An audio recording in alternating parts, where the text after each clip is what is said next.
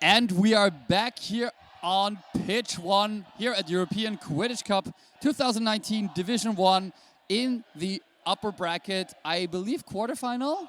I think it is the quarterfinals. The quarterfinal between Munich, Wolpertinger and METU Unicorns from Ankara, Turkey. My name is Richard Turkovic. And I'm Sam Davis. Here on first game of the day for me. I think you've been commentating all day. Have you seen these players play today? I've not been able to see a single Munich game this tournament. They, for some reason, they've eluded all of our cameras so far. I think, except for the Munich-Darmstadt game was on our B stream, on our second stream. I wasn't able to catch that, I was commentating the A stream. I don't think we've seen METU Unicorns on stream as well.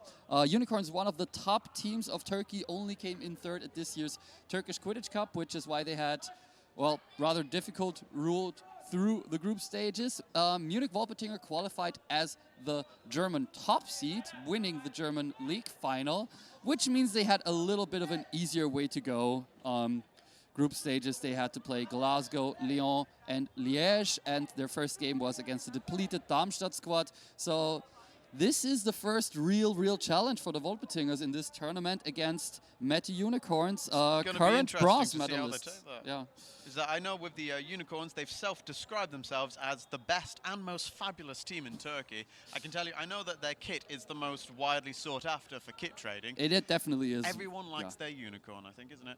The teams are now lining up, ready for the games to begin, with head ref Steve Cockram having a little bit of a chat on the middle of the pitch there. Just making sure everything's well thought out with his assistant referees. So, who's your money on to get to the quaffle first from this lineup? Unicorns. Unicorns? Unicorns. Definitely Unicorns. No, but Valentin Fensterseifer as keeper from Munich is in there, and he's pretty fast. So pretty fast. I must admit, I do agree. I probably would go with Unicorns. Straight in there, number 10, Unicorns, I believe. Pass back to their keeper. Bludger control also goes to Unicorns. That was the best start you could really hope for without scoring from a kick off the halfway, I think. That would be the only way that could have got better for them. Unicorns able to retain bludger possession there by not getting drawn too deep into the defense of Munich. Yeah. And there is René Schneider as a beater with a bludger on the defense here for the Wolpertingers. Definitely one of the star players of the team. Nice beat here. And I think that will give Munich the bludger control. Well, that was quick. Not bludger control anymore.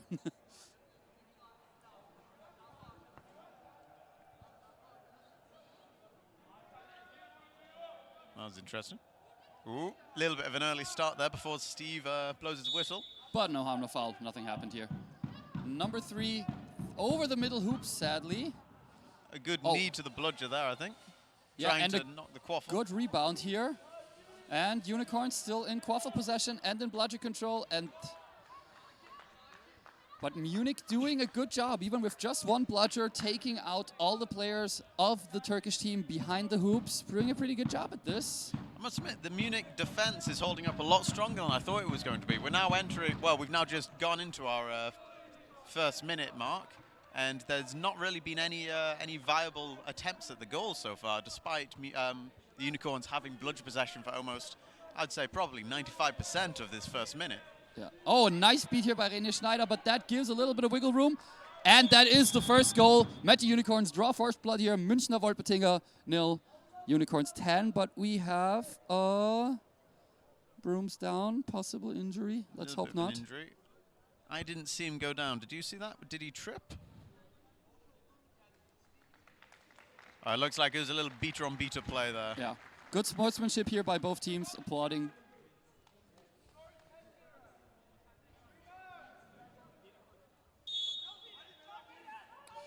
No beater call here, Valentin Fensterseifer with the quaffle, but the tough Unicorn defense already underway. Oh, goes through them like it's nothing. Good job by Valentin Fensterseifer here for the immediate equalizer for the Münchner Wolpertinger. I'm glad I looked up now.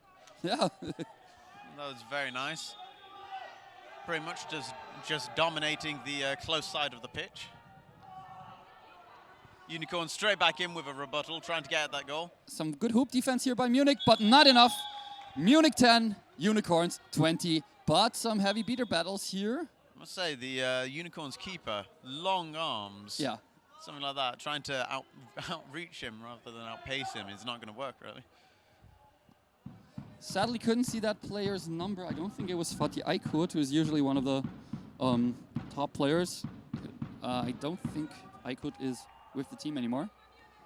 The Unicorns have been able to get bludger control back and using it very vitally here to give a no bludgers situation for the Unicorns charging down the pitch. They've got a troll, and he's just going to pop it in himself, though. Lovely run again by the number 3 here, written here in the team list as Aeolus. I've never heard that name before, but sounds like I should remember that name. Those were 2 very massively quick drives. Munich 10, Unicorns 30.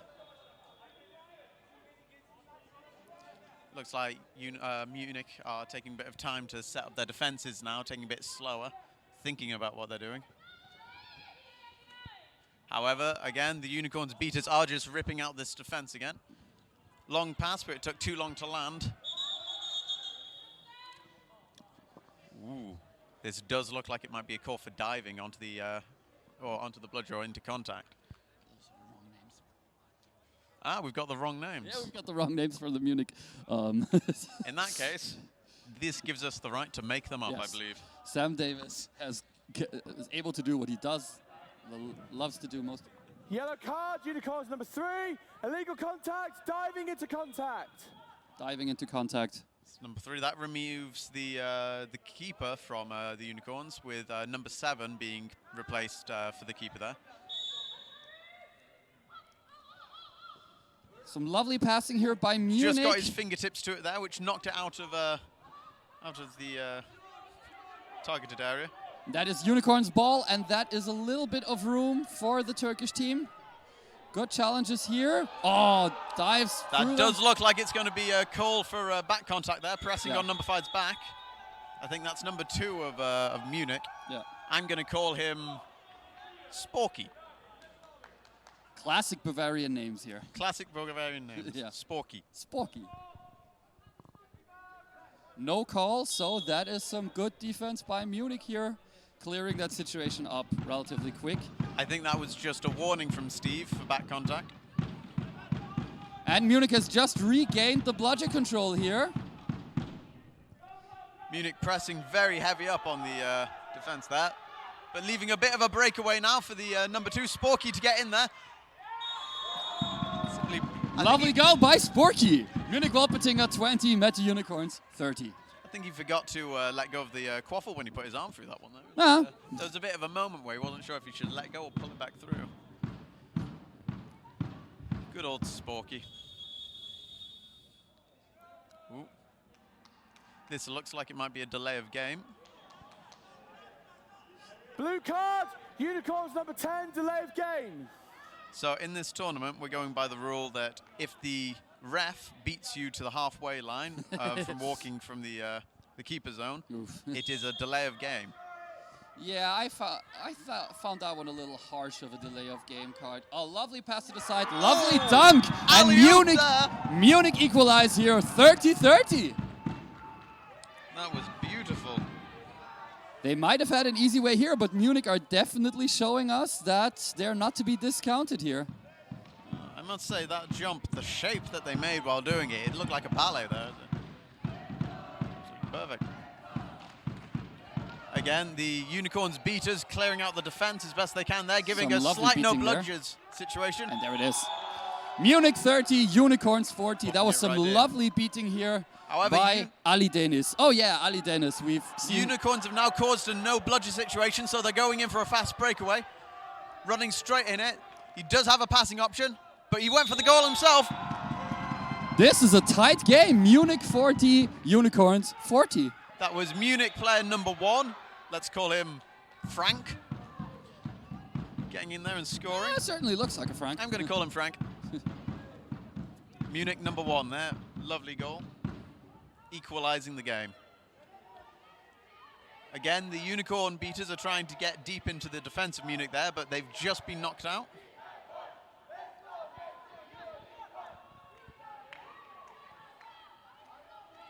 Unicorn beaters back in. Their chasers are waiting for their beaters to make a play here to open up the Munich goals.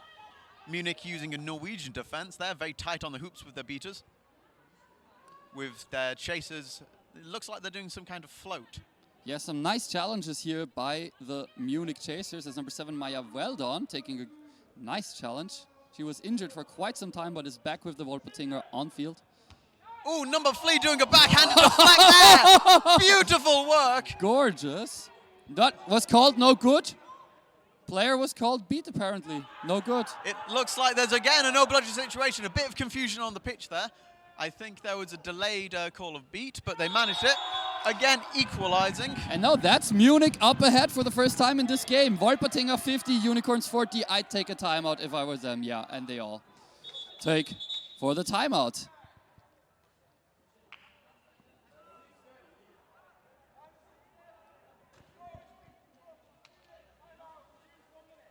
So I must admit, I'm feeling a bit foolish. As this game started, I did have it as a bit of a Unicorns runaway game here.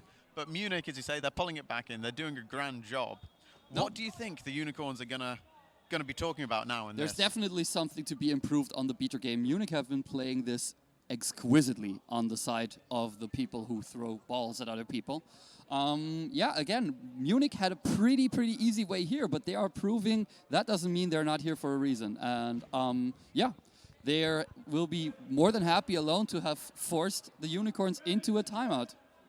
One thing that I've noticed with the beaters, with the Unicorn beaters, they can come up very aggressively. At the beginning of the game, they never entered into the keeper zone of Munich. And at that point, they were managing to keep bludgeon control, disrupt the defense, and get in there. Now, Munich's beaters are sitting further back on the hoops, forcing them, Unicorns to get in and actually contest them closer there. And they're now winning these contests, allowing them to get the breakaways. And it's also true, like if you lose the bludger close to your own hoops, you can just slap in right away, and then you're back in the quarrel again. I do enjoy a good slap back in. Yeah. So, quaffle possession currently still with the Unicorns. Steve looks like he might beat the Unicorns keeper to the halfway line if he doesn't hurry up. I think he was a little bit lax. He is moving forward. Granting him some little bit of leeway. A little bit of slack. Unicorns beaters have made an opening there. And that one is the equalizer again for the team from Ankara. I must say, the Unicorns chasers, they have an excellent spatial awareness to see when there is a gap and actually using that. Yep. Their reaction time there, absolutely fantastic. Oh, Lukas Schmidt and René Schneider going for the napalm here, trying to disrupt the beater game of the Unicorns completely.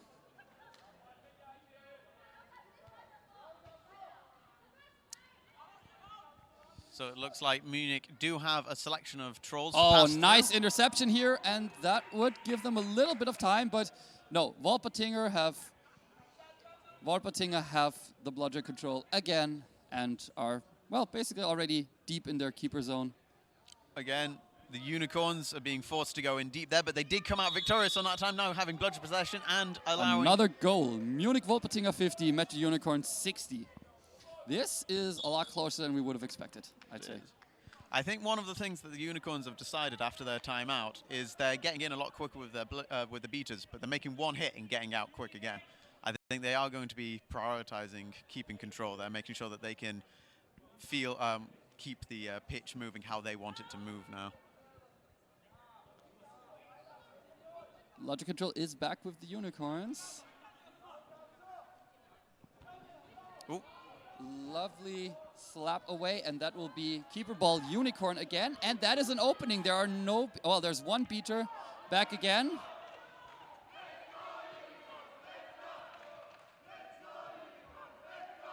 The other Turkish teams are sitting on the bleachers and are giving their most as support for the Unicorns. Still one beater there by the Wolpertinger, though.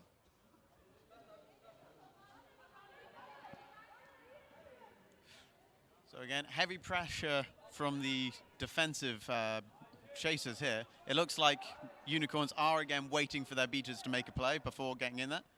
Oh! Own goal. I think that was an own goal by Munich. Ooh, that 50-70. Yeah. I forgot what I called him earlier. Had he not tried to deflect it, there would have been a passing option by Unicorns there. It probably would have gone through either way, but obviously this is bitter as well. Number two, it's always a pain when that happens. You don't want to be scoring against yourself. That's a bit of a no-no in any sport. Oh, a lovely challenge Pushed here him by back the past Unicorns, halfway, and forcing he him put him into into the his own reset, into the keeper zone. Calls advantage from Munich here. Still a quarrel for the ball, and that will be the foul against the Unicorns chaser. So I'm not 100% sure what the foul on this one is. If it's going to be a wrap, a throw over him. I think it'll be some form of illegal contact. I don't think he took him from behind. I didn't see anything, to be quite clear, to be quite honest. The only thing I could say is there was a point. Oh, it looks like it's going to be called for a wrap. Okay. Steve is miming. Either Yeah, that or okay. that or he just wants a hug. Yep. So that will be Yellow card, METU Unicorns number 47, illegal contact, 2-on wrap. Yep, Yeah, two it was a hands. wrap.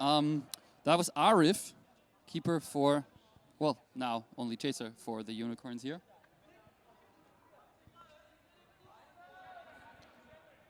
Looking at this, the Unicorns do have bludger possession, so again, it's not the worst position for the Unicorns here when Munich coming up the pitch, but they will be trying to take advantage of being a beater down. Sorry, chaser down. Lovely try, but it goes over the boundary. Yeah, that one is over the boundary already. And that will be Unicorns' ball. We've got the Unicorns dancing here now. It's wonderful. They are a fabulous team. It's what they wrote in their cheat sheets. I believe the most fabulous team they say they are. Well, that's what they claim. We are True, objective journalists, so what we do is we take the statements the teams make and then we just we tone them down a little bit. You think we're journalists? That is how journalism works, right? So again, Unicorns, they've currently surrounded the defense with their beaters and also passing options. Munich, again, seem to be enlisting a type of float on the defense. Lovely defensive stand here by Nice the Wolpertinger. Unicorns still fighting for the ball, though, almost managing to get it, but that is a keeper ball. Munich once again, and they have also regained the bludger control. That went very well for them. That was definitely an important one for Munich. Again, Steve, the ref, looming behind the keepers as they walk down the pitch. It looks like the Munich beaters are trying to use the same tactics now as their counterparts. And that is keeper ball. Unicorns, bludger control, no beaters. That is going to have to be a drive if I've ever seen one. It's still firmly in the hands of the Unicorns. Good beating here. She's working it. Yeah. Ooh. Oh, and we have an injury. Brooms down again. I didn't even notice him go down. Do you see what it was? I didn't see anything. Did you see what happened on this? We don't know what happened, but he is on the ground. Now, this is also quite good for the Unicorns, not because of the injury, of course, but it has given time for the refs to reset the hoops. All three of them, well, two of them went down, which now means that the Unicorns have the option of 3 hoops to shoot for, rather than the one that all of Munich was crowding around. Basically, yes. So there is a good chance she might make it in. Either her, number 5, Sima, used to play for the Hippogriffs. Crossing the picket lines. Or for number 17 for Umut.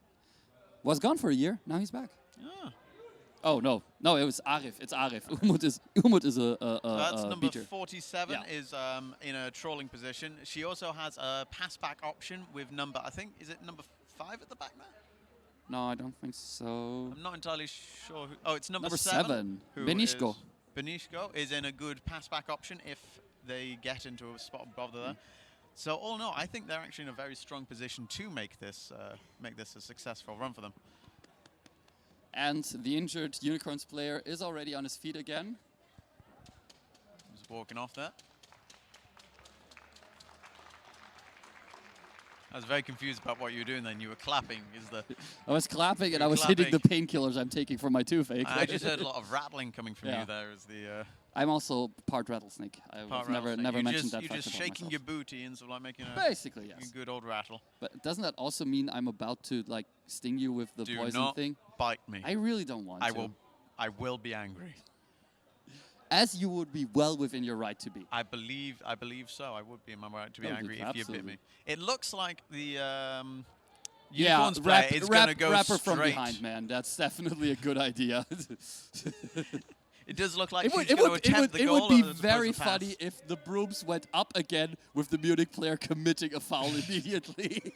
That would be very amusing. Would be beautiful. Yeah. It does look, though, that something that I didn't notice earlier, Munich do have an armed beater in the keeper box, it seems.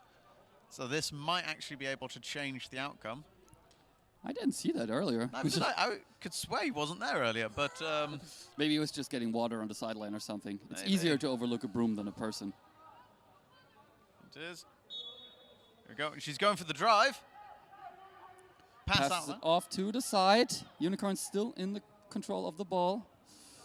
Unicorns also having bludger possession here. Yeah. Very advantageous. Ooh, that was a nice disarm there from number 99, but not being able to keep the bludger possession after coming off their broom. And that is a lovely scoring opportunity, but was beat before, sadly. But still, and there we go. There we have it. Munich 50, Unicorns 80, which also means we are on the edge of the swim range now. That did look like a nice little skip and a hop there. You know, they teach that in primary school, just hop, skip, and jump. Hop, skip, and jump. He put that to good use, I think. And Munich is taking their timeout. Ooh. Currently 12 minutes into the game. Yeah. Munich using that timeout. Game resumes in 1 minute. Munich's 1 minute timeout. Yeah. 12 minutes into the game, 5 minutes before the Snitches to be on pitch, and the Unicorns have just pulled out of winning range. Yeah, Munich still obviously being able to catch for overtime. But that's definitely, I didn't really have the feeling that Munich were out of this game, but, well, they've gone 3 goals behind now. So they obviously have the feeling they must change something. I mean, this timeout I get a little less than the timeout that Unicorns took earlier. But, I mean, it's Munich's timeout. It's theirs to spend however they wish. And if it is on fluff and... I may have lost track. Fluff and candy floss? Yeah, basically. That was basically... I think it was exactly the phrase I was trying to use. Drinks, wine, and cheese. Yeah. We'll have a good old time together. Oh my god, I'd love some cheese right now. I, too, would like cheese. I was trying to get a cheese and ham toasty earlier, and they're just too slow making it, and I had to run here. Oh, too bad. So I'm going to go back later and have that. So that is nice. Both teams have gone back to their positions now to get ready for brooms up. Steve giving a good old blow on his whistle.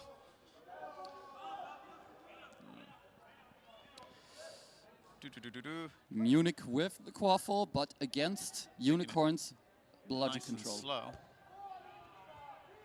Oh, there's a beat there. It looks like Munich were going to attempt to do a trolling situation, but unfortunately their attack was disrupted by... And the counterattack immediately missed beat, and that will...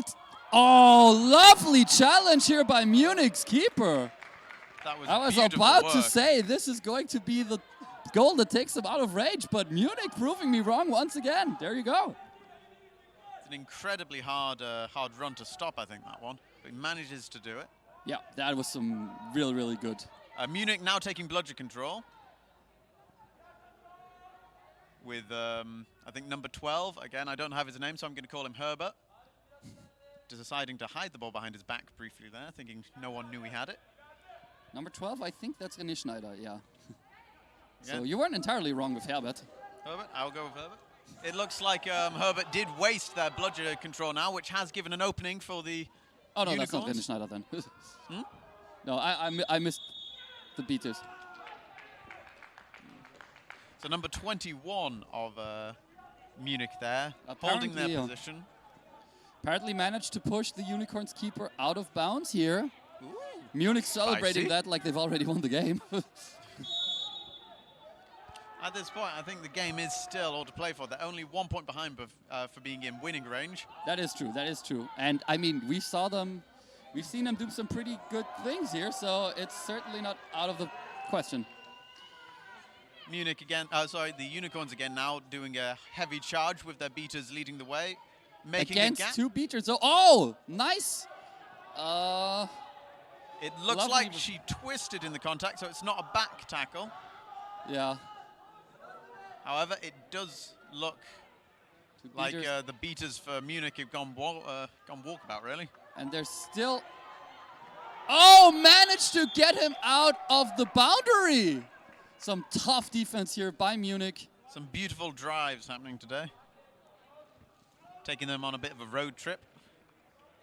Okay, but that will be an off-broom situation. Oh, that will be a yellow card, so... Yellow card, Munich number 1, illegal contact, 2-arm tackle. Was that a wrap? It was a wrap. Oh, I didn't even see the wrap. But again, well, that certainly explains the power behind it. It does. Though just one-armed power shot there. Yeah. Okay, Munich still with quaffle possession, deep in the zone of Munich. Yeah, that was lovely, and that is the goal that brings Unicorns outside of range. Münchner Wolpertinger. Maxime Grassini, apparently, yeah. Maxime, we've got a name. That is one name that we've got for the Munich team. Munich Wolpertinger 50, METU Unicorns 90, the current score. We see a snitch runner warming up, Dennis Bloch from France. We've seen him as part of the Olympian squad, I think, in the last slot, if I'm not entirely mistaken. He's doing a lovely little jive there to warm up. Oh, whatever a snitch runner needs. Yeah, you gotta do what's best for you. Again, Unicorns having no problem keeping the bludger control here. Herbert really trying to get some tackles in there, but just not able to. Oh, a lovely pass and a lovely goal. And Munich are back in the game now. Munich 60, Unicorns 90. That was some beautiful passing here. With 2 minutes to go, they are in snitch range. Oh, that did look like it was from behind, but Steve has let play go. Tough defense here by the Wolpertinger. You don't have...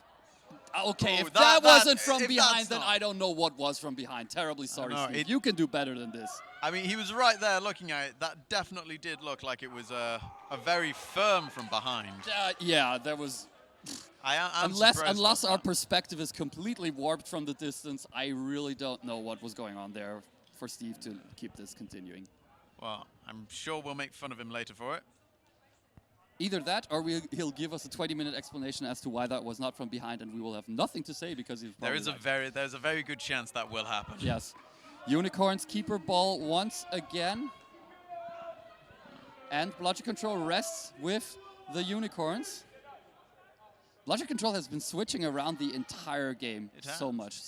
From a very strong start with keeping bludger control, the Unicorns have seemed to drop, and the Munich beaters, they are really pulling it out now, getting into a lot more heavy contact with the beaters and really fighting for it.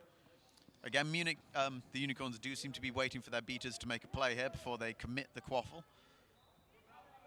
Munich are very pressed in their own box now.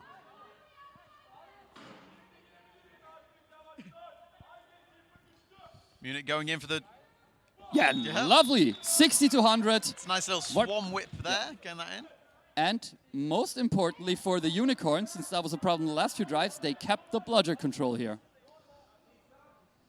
Seeking for the Unicorns, number 63, Gülenay, apparently looks very much like Dua Lipa. I don't know who that is. We are both old men. I'm terribly And number 88, I don't know who her name is. Yeah, we don't have the name. Don't have a name. I'm going to call her Vicky. Vicky, sure, why not? We'll go Vicky for number 88. Ooh, maybe she's a double agent. She has unicorn on the back of her jersey. Oh. A twist in this tale. We're getting deep into conspiracy theory here. Well, let's not go there. Okay. Ooh, it looks like the Unicorns are going to go for a 1.5 bludger as they return 2 bludgers back to their half there. Yeah. So they're going to go in for a tackle. He has been beaten out, though, so that was a that was bit of a wasted opportunity there. It's wonderful to see tactical thinking, though, going into the games. Pass behind.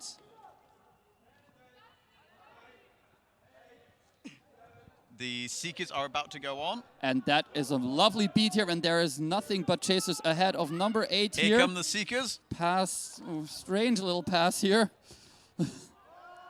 But it is Munich keeper ball. Munich Seeker going straight into a defensive position there. Yes. But is about to be beaten out. And it looks like they missed the beat. I don't think the Unicorns beater was quite happy with the call there. It wasn't beat, but that's how it be. Big long yeet there. Pass to another to pass, the far, side. far That too high. is, yeah, that is not going to be enough. And it's Unicorn's keeper ball, who will have no Munich, urgency here, especially they have kept the bludger control, which is so important in snitch on pitch games. The one thing that I did notice there, the Munich beater did walk past the snitch game there on their walk back, uncontested. Did not decide to beat out the Unicorn Seeker. Oh, lovely little beat here, and that will be... Oh no, Munich keeper ball, but a scoring opportunity for Unicorns. And that would take it 2 goals out of range, and they do! They put it straight through. Just for Münchner good Wolpertinger measure, 60, METU Unicorns 110. And also, advantage marker was in the field, so we will possibly see... Yeah. Yellow card. Unit number 2, illegal contact, 2 arms. Again, another wrap. These Munich raps. Munich is not a city that I would have associated with rapping so far, but apparently... Oh yeah, no penalty time served because the goal was scored. So yeah, Though just now has a yellow card on his resume, and he should really consider what that means if he ever wants to apply for a job anywhere again. Or not the just, shame of it. It's or on your just not permanent get a record second now. yellow. So it looks like. Oh no, that was a Seeker ref there calling something. I thought it was a delay penalty. Bludger control just went to Munich, but the keeper ball went to Unicorns. That could be very close to a kickoff pitch, but apparently no one really saw it. Or no harm, no foul. Yeah, that's probably a no harm, no foul situation. Bludger control still rests with the Unicorns, so it's now up to, I forgot her name, Gulenai. Gulenai, pardon me. We might have a Seeker injury here.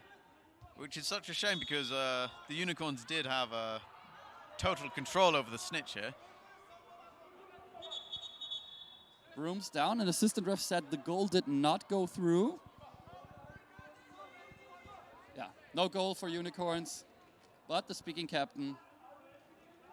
The Unicorns taking a moment to run on some water. Munich not running on any water. Does look like it's an injury for the injury for the Seeker, and they've changed to number 5 has come on pitch to seek for so the Unicorns. That was no goal. Number 5, Simi. Now I'm confused about the score. 60 to 110, we have the correct score again, once more. Looks like Munich are going to be trying to push hard onto the chasers here to get this goal. Oh, obviously. But they are being pushed back quite far. Ooh! Yeah. That was a cheeky little beat on the back of the hand there as they picked up the quaffle. Probably not even really necessary. That ball was not going to be contested pretty heavily anymore. True, true. Munich defensive Seeker beat out, and now we have number 5, Sima, used to play for the Hippogriffs. A lot of those used to play for the Hippogriffs. Oh, no, just 2 people. Oh, well, disregard. I think Munich now are really going to start start to struggle getting bludger back. Oh, just as I say that, Munich have now just taken bludger control back. They've always got to prove me wrong. Munich now have a clear run at the goals without any bludger from the Unicorns. Passing it off to number 6. Running in, big long pass over the top. Ooh. No goal, and that'll be Unicorns keeper ball. But some lovely, lovely play here by Marinus Stadler of the Münchner Wolpertinger. Unfortunately, they just tried to pass over the Unicorns players or through them. Yeah. It's never a good idea. I don't think I've ever seen a ball successfully go through someone's torso. Well, let's not talk about that one. Bludger control still rests with the Wolpertinger. And Munich have been now able to it's get their going defensive back Seeker back to the in the Unicorns. game. So Munich's defensive Seeker is having trouble getting in front of the snitch. They've just managed it now. And that is a Again, counter-attack another opportunity. counter. With no bludger defense. Never leave the female chasers unattended. Never leave the female chasers unattended. Number 28, lovely, lovely goal there. That was beautiful teamwork there. The Unicorns beater there, number 9, lobbing their ball off the pitch. Yeah. That was pretty much one of the worst things they could have done in that situation. Don't know why they went for the throw, but they did, missed. Now they're out of play. 70 to 110 is the score, so this is still very close in everyone's game to play for. Munich just need another score to take this one into overtime with a successful catch. Dennis Block just won something for his broom collection. He's having a good yank on that one, isn't he? Also on the broom. What? Sorry. So again, it looks like bludger possession has fallen back to the Unicorns, who are now deciding to take out the Seeker. Quaffle is with Munich. And the Unicorns will sub out their Seeker. It does seem the scoring has slowed down a little bit for both teams over the since the snitch coming on pitch. I think it is a case of the beaters really having to. But also the last score that was scored was by Munich, so. And it was a sexy one. Oh, just like that one there. But it's been called no good by Steve the ref. Lovely counter-attack here by the Unicorns. Past everyone. Oh, lovely little lob. Munich 70, Unicorns 120. I think the Unicorns there just showed great restraint and tactical awareness now. He could have attempted to run that in and sort of like barrel through those players who were in front of him, but choosing to pass it off to number 6 there to make that shot was the safer option, guaranteeing that goal. Now they're quite firmly Maya out Weldon of here snitch range. trying to steal the bludger. Oh, lovely catch here by, I think that was Ali Dennis again, yes. Oh, lovely deflection here. And that was a beautiful very functional beat. Yeah, face beat there actually made my shins shake there, the sound of that. Oh, lovely interception here by Valentin Fenster-Seifer. Well, what you just said about Munich passing around the hoops, same's true for Unicorns. Of them. Number 63 for the Unicorns, having a lot of free time there with the snitch. Well, not anymore after the beat from Lucas Schmidt. Every time I say something, they have to prove me wrong, don't they? This is definitely a game of falsifications here, yes. These players are lying to me with their body language. Big long pass there to number 28 of Munich. I'm going to say Susie, but intercepted there. Lovely cradling of the ball. I do love it when players jump on the ball and just cradle it. It's yeah, just protected. It's quite maternal, I think. It looks like they're beating out the defensive Seeker again, giving the Unicorn Seeker a little bit of one-on-one time with the snitch, some personal care time. Yes. Munich do seem to be slowing down their chaser game here, knowing that they're out of range and they want to keep it that way. They don't need the goals. Unicorns, yes. Unicorns. Did I say Munich? Yeah. Oh, well, the Unicorns. The Munich-corns. What? The Munich-corns. Oh, lovely here, but good zoning by the Wolpertingers.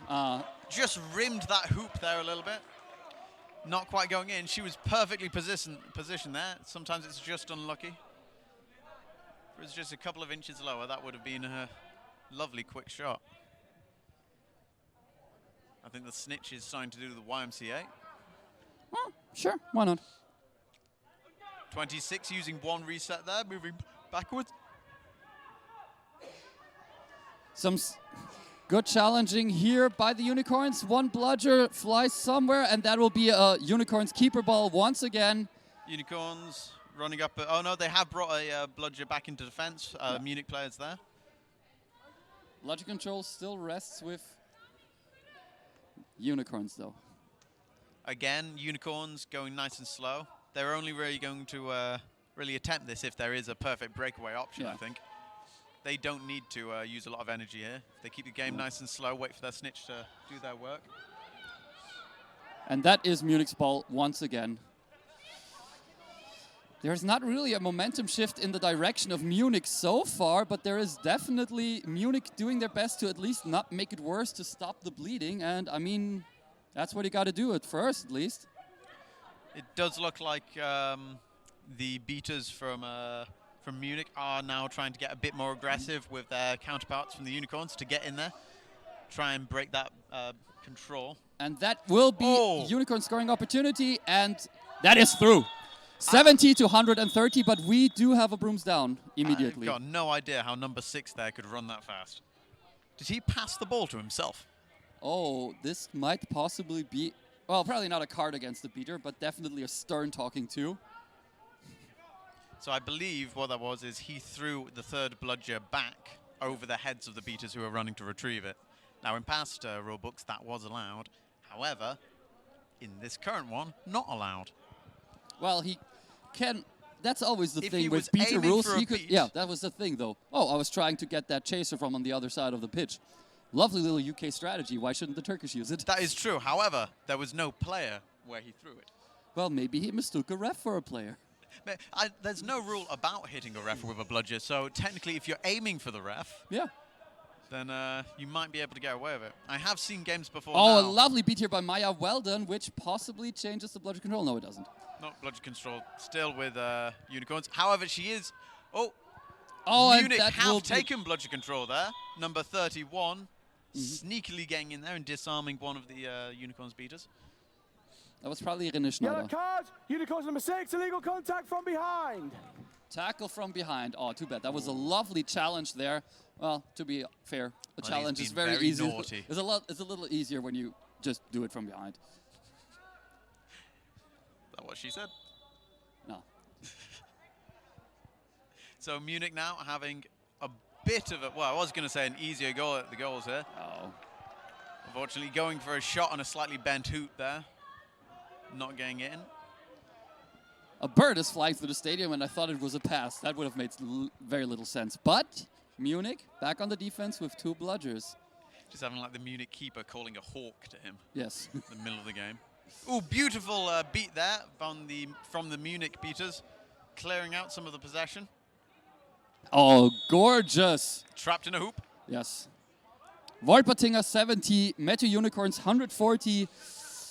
It is true that Munich has sort of stopped the bleeding, but the bleeding is just strong right now. They have.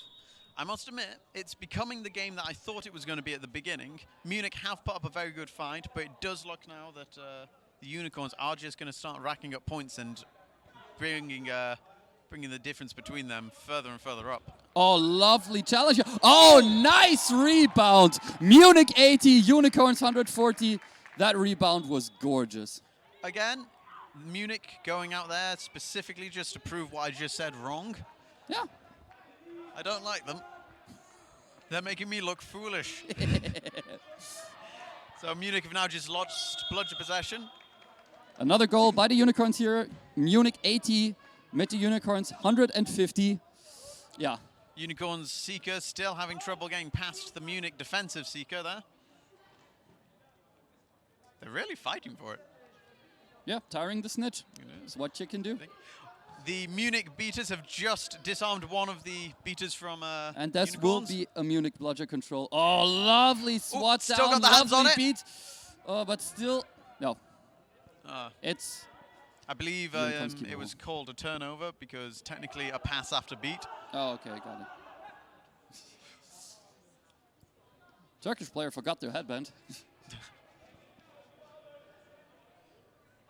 Oh, lovely far out pass. There's a lot of room there, a lot of chasers standing there, sadly, though, for the Unicorn side. Unicorns beaters taking the perfect opportunity there for a long shot to clear out the beater defense. Munich doing the most German thing you could possibly do, applauding a ref decision. I think that's one turnover there. Sorry, not turnover. One reset. Reset even. Should be a reset. Lovely beat, and that will be Unicorns' ball. Someone from the Unicorns has to inbound it, but they don't really see it as an urgent thing they have to do. I think at this point, the Unicorns really just want to give as much time to their Seeker as possible. I So mean, not it really doesn't pulling help the if there is a defensive Seeker there all the time. Lovely goal again. Munich 80, Nice Unicorns little pop there. 150. Now the levy is breaking. He made that look easy, to be honest with you. Now, Yeah. I don't know if that's a victory celebration or if he's trying to tell people something. But, Maybe both. I mean, again, he made it look good. Yeah. Okay. Munich taking a bit of a slow walk up now onto their attack. They really need to make every attack a payoff here if they're going to get back into the game. Oh, beautiful block there. There's still the ball in Munich's hands. Oh, lovely try here, but couldn't keep the control. Still Munich ball. And that was a well-earned goal. That was a well-earned goal. Right there. Wolpertinger 90, Unicorns 150. Every one of them in the perfect position just to get quickly. We're to already in second snitch handicap, number 8 of the Unicorns. Minun is already a final tested player, apparently from the liner notes here. Minun versus Plog.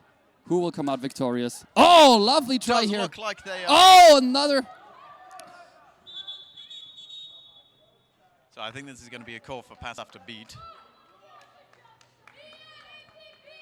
It does look like the Unicorns have total control over the snitch at the moment. And now being put back in. Steve Hochran is giving a general warning, but we haven't really heard what for. I believe that's for watching out for passing after the beats. And why does he give a general warning? I've only seen one team doing that. I've seen it about twice now. Yeah, oh yeah, but only one team I've seen doing it. Good point. But okay, yeah, that is a very diplomatic general warning. True, true. So again, total control of the snitch with the Unicorns. Another Unicorns goal here. Munich 90, Unicorns 160. Oh, we have an injured Seeker. Oof. Plod seems to be really putting them down today. Yeah. I think. So one thing I would like to say, number 63 of Unicorns, coming on as a beater. Gulenai. Gulenai, yeah. That is a cool name. Gulenai. She's come on and she's come on and instantly just sort of like started owning the midfield there. At the moment, she's defending the snitch, but also keeping an eye on for breakaways. Middle of the pitch. I don't think I might be wrong here. As I say, they keep on proving me wrong. But I don't think she's missed a beat so far. Unicorn Seeker being transported off the field. It's the glory chair hold, I think. Yeah. He's giving the thumbs up. He's happy. He's good. Probably be happier if you weren't injured. True. That is a good possibility. So who's in for Seeker now? Number 47, Arif. We've seen him play Chaser before in this game. Lovely beat here. That was an ear-ringing beat there. Munich are getting very close with these goals. It's just a shame that they have the right idea, but it's the very last throw. Die Feinmotorik is what we would call it in German. What does that translate? Oh, he's got his leg over him there. It looks like that Steve will be calling this. There you go. He's blowing away there. Yeah, but good on him for giving them the advantage and saying it's certainly possible that. Oh, I think that might be his second yellow. Oh no. Which one is it? Is that the one that I was calling Herbert? No, I don't know. I might be confusing people. Bavarians all look alike Yellow to me. Card. Munich number 2, illegal contact. Wrapping using legs. Red card, second yellow card. Yes, okay, second yellow. That will hurt for Munich because that means they are down one player for 2 minutes. And also number 2, who has been one of their biggest hitters and goal savers of the tournament, is now off for the game. Yeah, but oh well. Ooh, that yeah. That was definitely some ball-on-ball action there, I think. Yeah. That was definitely a wrap. Number 1, illegal contact to the neck. Oh, contact to the neck. Okay. Jesus Christ! The second yellow and red combination against the Wolpertinger and another blue card. Oh, okay, blue card against Unicorns here. Oh, this was back talk to a referee, I think. Oh, was it? I think it was. I didn't quite hear it. Yeah, well, Munich being down 2 players. I want to know what she said to Steve, because if it's funny, I feel like we've missed something out. Yeah. Backtalk can be funny. You shouldn't do it, but it can be funny. It depends. You shouldn't. Looks like they're getting ready again to play. Back in. Number 3 going straight for the hoops. Yeah. Yeah, uncontested. 90 to 170. I don't know. Does it count as showboating if you do it so nonchalantly? Yep, I'd say it does. Ooh, he just grazed the snitch ball there. Munich going for the cold catch. Oh. Seeing their chances dwindle even more. I mean, if there is any reason to do a cold catch in a KO game like this, in a win or lose game, I can see it. Like, well, it's down a 2 players, game, isn't it? It's a knockout game. You're down 2 players. You're behind 8 scores. If there is a reason to, if there is a reason to do this, then that's probably not the worst. No, I must admit, I'm always of the opinion of never say die, No, especially in absolutely. a knockout game. Absolutely, especially in a knockout game, but that's what I'm saying. If there ever is any reason, yeah, that's probably as good as a reason as you're going to get. And that was the second reset. Turnover. Number 7 now pretty much has a straight run to the hoops. If she's going to outpace them. No getting wrapped in that. That was a good challenge by the, by the Munich player. I thought that was going to be a breakaway there by the by number 7 there, but no, stopped in their tracks. Boop. Little boop on the bomb there. Oh! I looked away from the snitch for one moment, and it looks like Unicorns that might caught have it. been a catch, yes. It's going to be quite interesting. I'm not sure if the snitch was starting to fall, but it did look a little bit. If he started to fall, it's fine. Like as long as you catch it before he's down. True. Or before they are down. True. I think it also depends on the snitch themselves if they pride themselves on lasting long or not. But he's already down to his. Well, is he on his second handicap now? I believe. I think it is a second. Yes. Well, he's the game's 33 been going for minutes. 33 minutes, so just it's a respectable time. Just on his third, isn't he? Wait. How do the handicaps work? Please remind me. I don't know, and I'm scared to think about it. We will see a replay of that snitch catch. Dives to that was a clean grab. That was a clean grab, yes. I can't. He did lose his. The refs are coming in to make a decision. There was no. That was called no. They've called no good. We didn't hear why it was called no good, sadly, but. Number 5 is being carded, it seems. So number 5, Sima.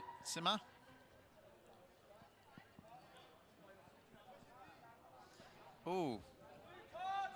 METU Unicorns number 5, leaving the penalty box before time expires. Oh. Did that negate the snitch catch? So that negated the snitch, so... Oh my God. So what happened there is the player who was in the being penalized was in the subs box. Once the snitch had been, the snitch was ripped off, they left the box in celebration, and that negated the catch from being a foul. Oh my God, that is me. Oh, and this one should be. He did it again. They were falling, so we're going to have to see what they're going to call on this again. It's going to be tense. We might be able... Oh, but it looks like they've left the box again. Number 7 has just left the box. I don't know if this is going to be the same call if they do that. Although it would be fun if they just continue doing that, continue catching the snitch, but it always negated by the blue cards because they don't stack. And that one is good. Münchner Wolpertinger 90, METU Unicorns 200. We have a replay of this snitch catch as well. Watch him go for the jump. Another lovely clean one. Another lovely clean catch. Did he even do a trick move? No. He changes the side he's going for, but classic perfectly. trick move of going for the right one, then using the opportunity of the snitch having to move to the left to catch it on the left side. Absolutely super fantastic. clean Again, with the catch snitch by the Unicorns. Using one arm by that point. Absolutely fantastic job there from both teams. So that means, if I'm not entirely mistaken, that Unicorns are into the semi-final here. Ooh, very exciting times for them. But give a hand for Wolpertinger. They did have an easy path here that they proved in this game. If they're not in the top 8, it's close. So they really proved their worth there, I think. Yeah. So thank you very much. I think we're going to leave you now to go back to the studios. I've been Sam Davis. And I've been Richard Tokovic, and see ya. Bye!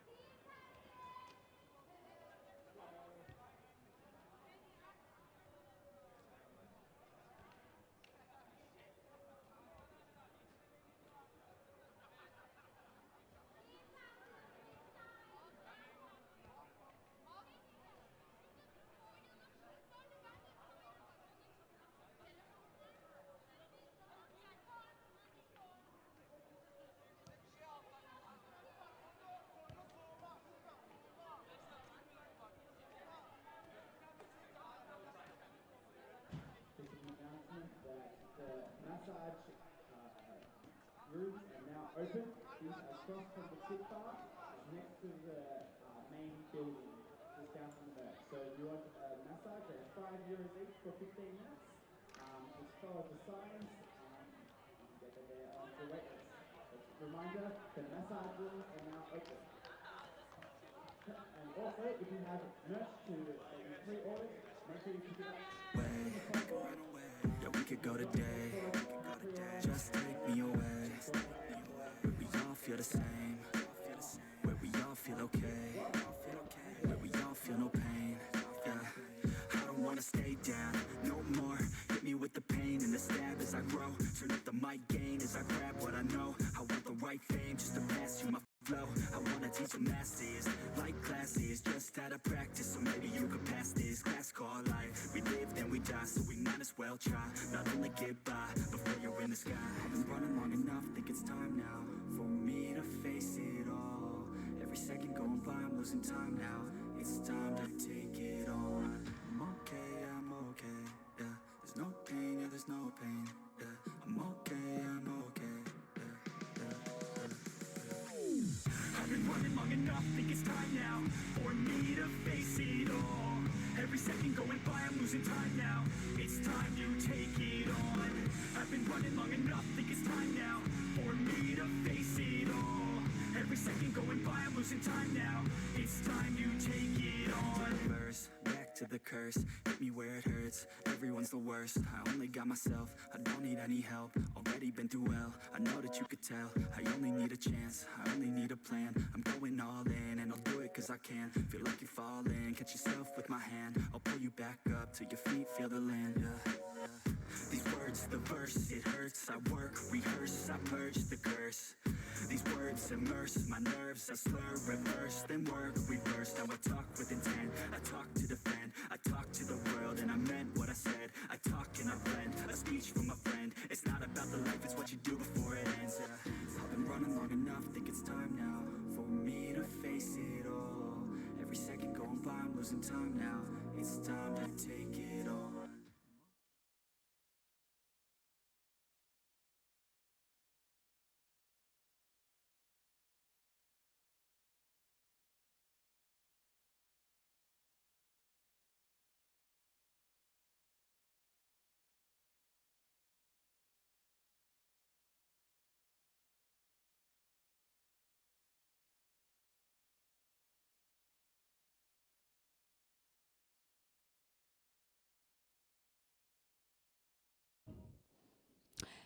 And we are back. This is the European Quidditch Cup 2019. We are halfway through a very exciting game, but I am joined here by Christian from Germany, and from Australia, we are making Quidditch history with one of the very first callers in with Mark Kelly. Mark Kelly is also known as the Voice of Australia. He is the he is the president of the Victorian Quidditch Association and one of the best beaters in the state of Victoria. So if you could give us a wee sing out, Mark, are you hearing us loud and clear? Hello. You talk me up too much. Oh, fantastic. All right. So let's have a wee bit of an analysis on the game that's just gone. So, Mark, you've had a significantly different experience and playing style to that you've been seeing over the weekend. What have you got to say about the beta play, for starters? Yeah, so I've really enjoyed the very aggressive, especially in the last game, very aggressive beta plays I've seen consistently across this tournament. That's been really nice to see. Chaser defenses are quite a bit different, so it's interesting to see how those different chaser defenses interact with beaters and how beaters interact with each other. Fantastic. You also mentioned, I'll go back to the game that's just gone past recently, but I first wanted to open it up to Christian. Christian, what are your thoughts coming away from the game that's just come? Yeah, so I think at the beginning it was quite open game. It was seen that Munich was, I think, physically a bit weaker. So they had a bit problems to drive through, but they had a really good passing game. And they had altogether quite good team play and managed to stay in range quite long. But then in the end, the Unicorns went away and they had actually no chance to really come back. One of the interesting things we saw was actually that the Seeker game from Turkey was not brilliant. They were up by almost 80 points, and yet they weren't putting a lot of emphasis on the actual Seeker play. I was wondering, Mark, if you had anything to say about that. Yeah, I thought that was really interesting. And you could tell that the Turkish Seekers there were putting in every ounce of energy they had, really committing hard to it, but they weren't really getting in on the snitch, and their defensive Seekers from Munich were really effective. I was quite surprised that the Unicorn beaters didn't put up more pressure on the snitch, just to really consolidate their victory. So rather, they'd consolidated their advantage by focusing fully on Quaffle, but they could have broken away from the Quaffle a little bit. They had a solid lead of 6, then 7, then 8 goals. They could have broken away from the Quaffle game a little bit and tried to just capture that instead of keeping playing on, losing energy and stuff like that. Fantastic. Did you have anything to say about the Chaser game as well, Christian? Yeah, as I said, I think I like the Munich Chaser game a bit more in the sense that they had a better passing game, I think, but sometimes they use too long passes, so they didn't really get into contact, make too long passes, and then it was really easy to intercept these passes. For the Unicorns, I can say the female chasers were really strong, so you could see that there were a few really nice goals, and they were also went in for some drives, but I think altogether they could play a bit more together. One of the things we noticed, Mark and I can relate to as Australian players, is the man-on-man defense versus the zone defense. We've seen a lot, as we said earlier, a lot of man-on-man defense. I was wondering if you could elaborate why people choose a man-on-man instead of a zoned defense here in Europe. Okay, so I wouldn't say that we in Europe generally use the man-to-man defense. So I think most teams use some kind of man-to-man defense if they have bludger control. And the reason is that they want to let their beaters focus on one point, which is the Quaffle carrier, and want to take out 2 receivers, or in some strategies even all receivers. So then all chasers would cover 1 receiver. And then this makes it very hard for the offensive to get bludger control and to protect their Quaffle carrier. I think we have seen in this game, as well as I think most teams play like that. If they don't have bludger control, if they only have 1 bludger, then of course this strategy doesn't work out that well. And then the man-to-man defense isn't that effective. And what sometimes happens might be that the strongest Quaffle player is covered in a man-to-man defense, but I think altogether then it converges more to a zone defense with 2 or even 3 players around the hoops. Mark, did you have anything to add to that? Yeah, I thought that was really interesting. And hearing that explained from a European perspective was really interesting, because I've only been watching it with my Australian perspective. Pardon me. Yeah, I think it's a very interesting. I think that's a nice tactic. Obviously, in Australia we play zone defense. It's very tight. So players are much closer to the hoops, or at least in my region, Victoria, we play players that are much closer to the hoops, and hard blocking shots, and then rotating to block cuts as well, and then you also block the drives by having 3 people in front of the hoops. But it's a very interesting difference, and I'd really like to see some of I'd love to see some Victorian teams or some Australian teams who aren't like the World Cup team. I don't want to see like Team Australia. I want to see like specific club teams. I'd love to see them play against European teams and see how those 2 things clash. I think another way to think about it is the main strategy maybe in Australia might be to not let the other team score, while some teams in Europe have more the goal of getting the Quaffle. Okay, so I think of course, if you focus more on getting the Quaffle, then maybe you take the risk of getting a goal. But if you have a decent chance to get the Quaffle, then it might be a risk to take. And especially because if you get the Quaffle, then you have a good chance to directly make the fast break and score an easy goal yourself. Yeah, really nice. I think that's a really good point. you're definitely right that the Australian Quidditch has a lot of slower play in terms of it's a lot. You'll sit back far down in your defense and let the opponent attack you, attack where you're strong rather than pressuring them. And then obviously you change the tempo up to try and catch them off guard and stuff. But yeah, that's a very interesting distinction there. I also noticed a while earlier when we were watching the amount of aggressive beta play right down behind the hoops. That is a very, at least from my perspective, that's a very, very risky play. But you have to bear in mind I'm a chaser, not a beta. But for me, that's a long way to run, especially if things go wrong, if there's a trade-off. If it results in a goal, fine, but then you're also considering fatigue of your players as well. You do not want to be doing that consistently all the time. I was wondering if you could get any comments about why the beaters were sitting so deep down the field. So you're talking about if you're an offense and you send one beater behind the hoops of the defense. Yeah, I've also, so in my teams I've played so far, we don't use this tactic that much, but I think it can be really effective because it splits up the attention of the defense, because usually the quaffle is in front of the hoops, and then you need to focus, of course, on the front of the pitch or front of the hoops, but then especially the beaters are also in danger of getting beat from behind, so it can get them in a really dangerous situation. So yeah, and then if you wait enough for the right moment, the beater behind the hoops can take out the defensive beater and they can score. But yeah, the points you said, these are exactly the disadvantages, that it's a really long way to go there, and yeah, if the defense plays well, they can maybe take out this beater and still not get the goal scored, and then they recover pressure control. What do you think about the behind the hoops, Mark?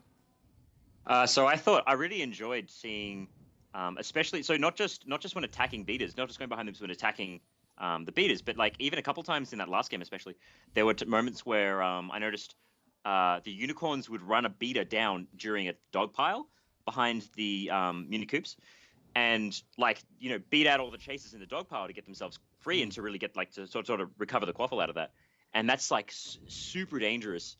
But it can, and they scored a goal off it. And it's beautiful to see people like putting in that commitment, being like, you know, do I have time to do this? Their beaters are out of position. I'm going to go for it. Oh, yes. There seems to be a very strong element of risk here, at least in Europe. And I wanted to explore that a little bit further because, like you said, in Australia, we generally tend to do the technique of slow balling. But I want to bring something to the floor that I don't think a lot of people in Europe know. In the state of Victoria, so in Melbourne, we actually play games every single weekend, and those games are actually played for 22 minutes before Seeker Floor instead of 17. And I think the whole purpose of that was because the reason that was put in is because when you have smaller teams or even large teams, you're actually giving more game time to the players so they get fitter over the year. So I think here in Europe, there's a lot more emphasis on getting fit in your own time. So we made that shift to try and make people kind of push themselves further, push themselves harder, build up higher levels of endurance. But you can really see the difference here in Europe because people with amazing levels of fitness and they're taking far more risks. I think they're more confident in their abilities as well because of that extra work they do in their spare time for their Quidditch. I wondered what you both had to say about whether you prefer a 17-minute Seeker Floor versus a 22-minute Seeker Floor and how that's affected the play. So I personally like this change a lot. So I also think that the Seeker Floor or the games in general are too short in Quidditch. So I think it's often not really necessary to have many subs. So some important teams like have their key players playing through all the time. So I think it would be good to force them to use more subs and to have a good team game and a good substitution line. And also, by using that, by having a longer time, of course, it's easier to get out of snitch range. And I think in too many games, or it could be argued that in too many games, the snitch decides the game, and a longer game time, of course, or a longer Seeker Floor also allows the better teams to have more time to win to get out of snitch range and to win the game against the weaker team. Mark, what would you have to say versus the 17 minutes and 22 minutes Seeker floor strategies? Yeah, I definitely agree on this, on the Seekers issue, Seekers point. A lot of the reason that we in Victoria did that was because we played games weekly rather than we had a lot of teams in Melbourne specifically, so we played games weekly instead of a lot of other places do monthly. So that was why a lot of that originally came to be, why we played the longer games. But I do think you raised a really interesting point earlier, Jandals, about how it changes how much you might commit. Like it totally makes sense to me that you'd play more conservatively if you have a longer game. You'd find a way to slow the pace of the game so that you can rest, rather than playing high intensity for a really long time. So alternatively, it's a different effect, which is kind of interesting. I don't think that's entirely a result because I know other states play 17 minutes as well, and they have the slower gameplay. But I think it's definitely an interesting change, and I'm always a fan of more Quidditch. So Yeah. Yes. Speaking of more Quidditch, we still got about 6 or 7 games going today. Mark, also kind of analysing what you've seen today, who do you think or who do you predict is going to be coming out on top? Well, I've been watching today and I was watching yesterday, but I couldn't, I had to go to sleep at some point, so I couldn't catch all the teams. I didn't see a lot of the favorites, but so I can't really weigh in, and I feel like I'll embarrass myself if I say someone who Europeans don't agree with. Well, actually, good that you mentioned that, actually, because our next game, I believe, is Paris, two major teams, Antwerp and the Paris Titans, who both got into the top 4 last year at the European Cup. So that is going to be a very intense game to watch. But moving back, those are the 2 teams I was thinking of. I was like, I haven't seen the Titans and I haven't seen Antwerp, so I shouldn't weigh in. Well, you're gonna all your dreams will come true in about 10 to 15 minutes, I believe. Or much smaller, 5 minutes, when we're going to be rolling through. We'll look forward to having you back, Mark, later in the day. I should also say that we've got other Australians coming in and weighing in, hopefully. Then again, we've got to just work out some time differences. But if you have any questions for our Australian players, for our European players, please send us a message on Facebook or go onto our Twitter handle, which is #EQC19Live. Send us your questions and tell us who you want to hear more from. But before we wrap up, I just wanted to know if there were any final remarks from both of you. So I think the next game will be the most interesting one because those were the main contenders for the title before. Most people talked about these 2 teams, especially when they talked about who is going to win the championship. And what we saw so far, I think that was exactly right. It's quite likely that the winner of the next game might be the winner of the championship. I mean, it's never too. You should never call it too early, but so it will be an amazing game, amazing teams. I think the Titans should be a bit favored because they won, so as far as I know, all games against the Dodos so far, and they haven't lost that often so far in general. So the Dodos were really strong this weekend, and let's see if they can manage to pull a win. And it's very mysterious as well because there actually isn't a lot of footage online of French Quidditch, and that sort of adds to the mystery of French playing. So this is probably mystique of this playing. So we're very much looking forward to seeing what one of the best teams in France has to offer. Mark, any final passing remarks from you?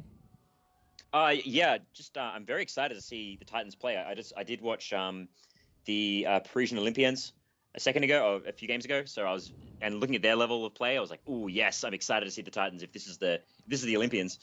So I'm very excited to see that game. Fantastic. All right. Well, thank you all very much for joining us. We'll be back with you in a few more minutes. But until then, take care, and we'll see you at the next one.